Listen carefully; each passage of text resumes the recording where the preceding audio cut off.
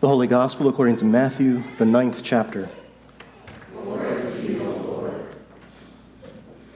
As Jesus was walking along, he saw a man called Matthew sitting at a tax booth. And Jesus said to him, "Follow me." And he got up and followed him. As Jesus sat at dinner in the house, many tax collectors and sinners came and were sitting with him and his disciples. When the Pharisees saw this, they said to his disciples, "Why does your teacher eat with tax collectors and sinners?" But when Jesus heard this, he said, "Those who are well have no need of a physician, but those who are sick. Go and learn what this means. I desire mercy, not sacrifice. For I have come to call not the righteous, but sinners." While Jesus was saying these things to them, suddenly a leader of the synagogue came in and knelt before him, saying, "My daughter has just died, but come and lay your hand on her, and she will live." And Jesus got up and followed him with his disciples. Then suddenly a woman who had been suffering from hemorrhages for 12 years came up behind Jesus and touched the fringe of his cloak. For she said to herself, "If I only touch his cloak, I will be made well." Jesus turned and seeing her, he said, "Take heart, daughter, your faith has made you well." And instantly the woman was made well. When Jesus came to the leader's house and saw the flute players and the crowd making a commotion, he said, "Go away, for the girl is not dead, but sleeping." And they laughed at him. But when the crowd had been put outside, Jesus went in and took her by the hand, and the girl got up. And the report of this spread throughout that district. The Gospel of the Lord. Praise to you, O Christ.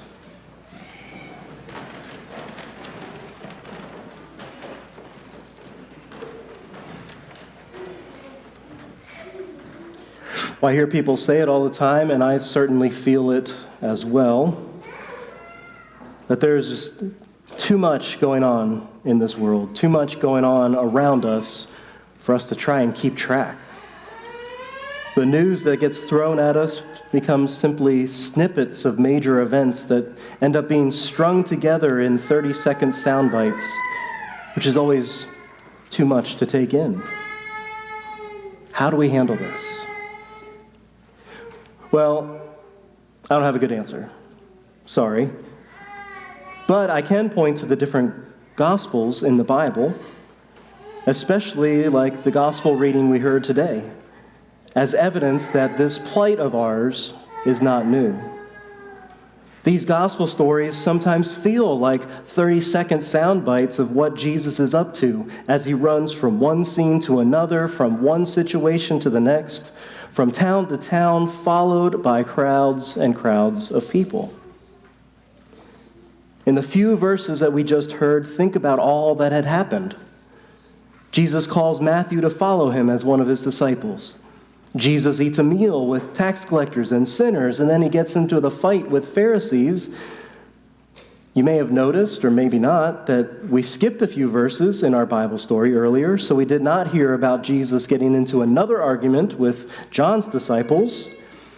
But then we started to hear about how the leader of the synagogue came to Jesus and asked him to heal his daughter, bringing her back to life. And as he was on his way, a woman came through the crowd to seek healing from him. And when they got to the leader's house, there were all these people mourning and they were laughing. Jesus brings the girl to life, and the news spreads throughout the land. All in 17 verses in Matthew's Gospel. Today, I could see that being turned into a 30-minute newscast where 29 and a quarter of the minutes are all the bad news that happens, and then the last 40 or so seconds are the good news. So that's how they seem to do it.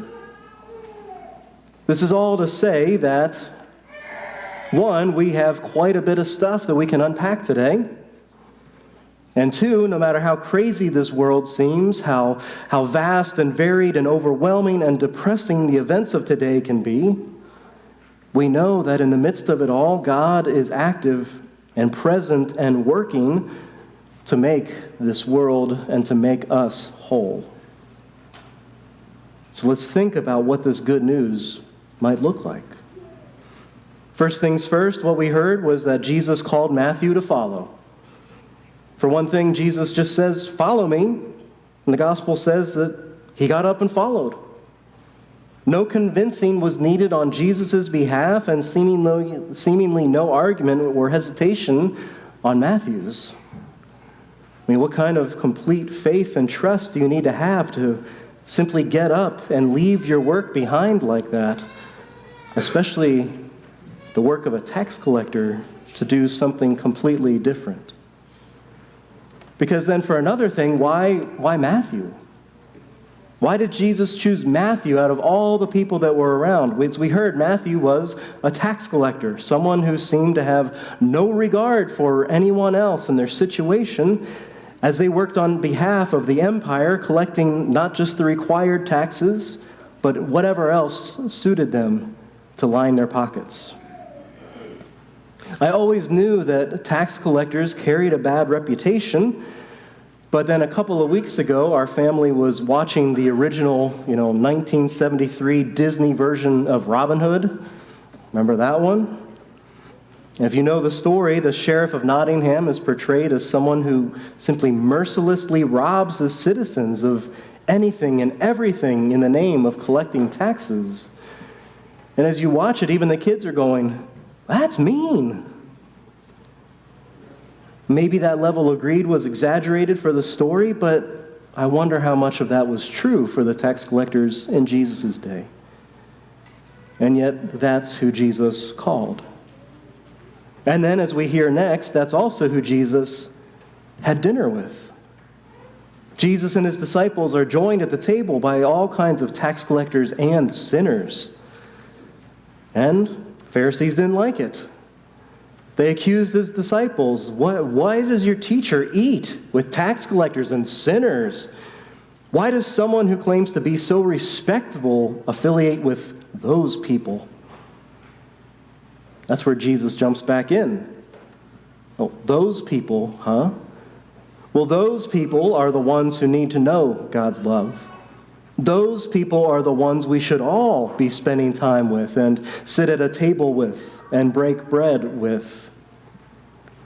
And then Jesus goes and does that one thing that everyone fears, us included. He gives them homework. He says, "Go and learn what this means. I desire mercy, not sacrifice." I desire mercy, not sacrifice. That's a pretty powerful statement in and of itself, but we need to know that it's not something Jesus made up right on the spot, right there. The faithful Jewish Pharisees that were hearing Jesus would have quickly known that those words came from the prophet Hosea. Words that we heard just a little bit ago in our first reading. As we hear in Hosea, the prophet says, "For I desire steadfast love and not sacrifice, the knowledge of God rather than burnt offerings." This homework was a direct attack on those religious leaders who were steeped in knowledge and tradition and laws of God.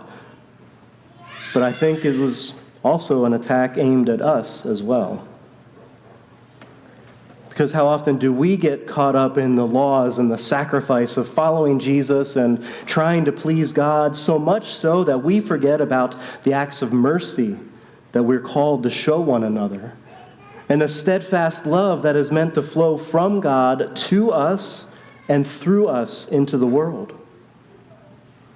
Just like the Pharisees, we can get so caught up in the religious side of all of this, wanting to please God and showing God how many sacrifices that we make in the name of being a Christian, and then we forget about showing mercy, just as God did. Or we simply ignore the idea of mercy because mercy can be hard and mercy can be offensive. Mercy is about showing love and forgiveness and compassion when those things are anything but deserved, which is exactly what God does to each of us. We don't like that either, though. Most of the time we want to feel like we've earned it or deserve it. And And when that's the case, we want others to earn it and deserve it. So maybe those Pharisees were so offended by Jesus eating with tax collectors and sinners because they wondered why they didn't get to eat with Jesus.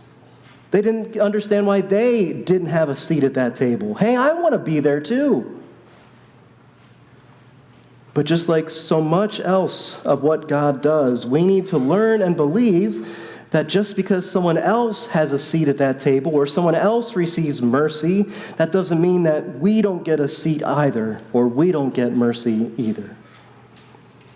It's not like what we believe about a cafeteria table at school or work where there's only so many seats to go around, and if someone else is welcomed into the group, well, someone who is there has to leave.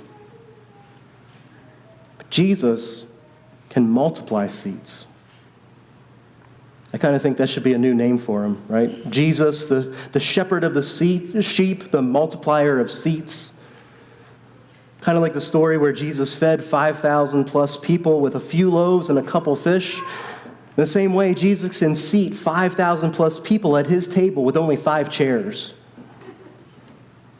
In God's kingdom, the seats are limitless. He says, go and learn what this means. I desire mercy, not sacrifice. For I have come to call not the righteous, but sinners. God's mercy on full display. As I mentioned earlier, we skipped a few verses in the gospel reading, but that section was an argument with John's disciples as they were questioning Jesus and his disciples on why they didn't follow the law about fasting. But again, we hear Jesus reply to them about how living a life that honors life is more important than fretting about laws and sacrifices. So then we pick up with those stories of healing. A leader of the synagogue seeks Jesus out to heal his daughter who has just died. And while he's on his way to do that, this woman who had suffered from hemorrhages for 12 years seeks him out in a crowd to seek healing for herself. 2 stories where Jesus not only reached out to touch and heal women, but unclean women. 2 things, being a woman or being unclean, 2 things that would have made them untouchable in their times. 2 opportunities then for Jesus to overcome the limits and the laws that have been placed upon people so that Jesus can instead show mercy and offer love and bring wholeness and healing. All of this gets me wondering about this rapid fire of stories. How many quote unquote outcasts are named within these few verses? We hear about tax collectors, we hear about sinners, we hear about those who are deemed unclean. And yet they are all ones who Jesus sought out or willingly allowed to come to him, all of whom were shown mercy and steadfast love. Lastly, I always think it's important to note the discomfort that arises when we talk about healing and resurrection that Jesus brought to so many people, while so many of us pray for healing and resurrection, and we don't always seem to encounter it in this bodily world as we want it. So where do we find our hope in these situations? Well, I think we turn to the mercy and the steadfast love that is shown to us and to the world through Jesus.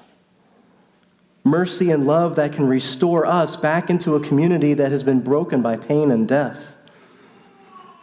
In those moments, I think we turn to that healing touch that comes from the love and hope shown to each other in the midst of grief and suffering. We may not ever see physical healing or a loved one brought back from the dead in this earthly lifetime as we might pray for, but we know that since God has touched death, death has been destroyed. And that through God's mercy and love, we will see this wholeness of life through the gift of a new future filled with mercy and love. Amen.